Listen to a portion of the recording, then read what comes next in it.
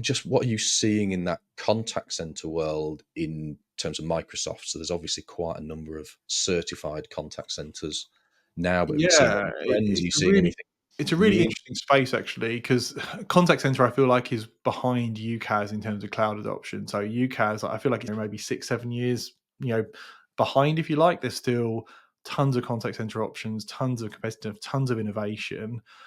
In the Microsoft world, what tends to happen is people will move to Teams, and then they'll look at, oh, okay, I have these advanced routing scenarios, and when you and I debate about what defines contact center, but they have these advanced routing scenarios, and they're like, oh, I need a little bit more than what Teams has in the box.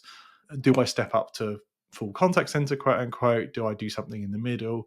And that spurs off a whole conversation from one side, from the UCAS side. And then the other side of the conversation is, in bigger contact centers, classic contact centers, I now need to move to cloud. What do I move to? Why do I move?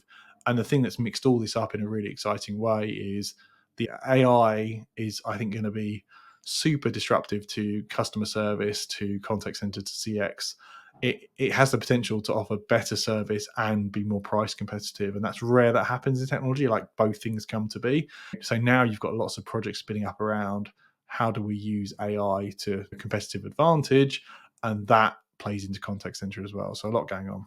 Yes, and in terms of our view, is pretty much the same. We've seen a much higher adoption of doing that consolidation of unified comms and contact center. In the past, in those on-prem days that you mentioned, it was very siloed. You were a telephony user, you had basic, I don't know, voicemail and a hunt group, or you were contact center. There was nothing in between. You had one or the other. That blend, it for a good way in the cloud world, seems to be merging a lot more. You can have both. You can have someone Definitely, contact particularly center. for the kind of the informal agent, if you like, someone that doesn't necessarily spend 9 to 5 only answering calls. They're a bit in, they're a bit out there. HR help desk, IT help desks, like medium-sized seat count kind of contact center in and out.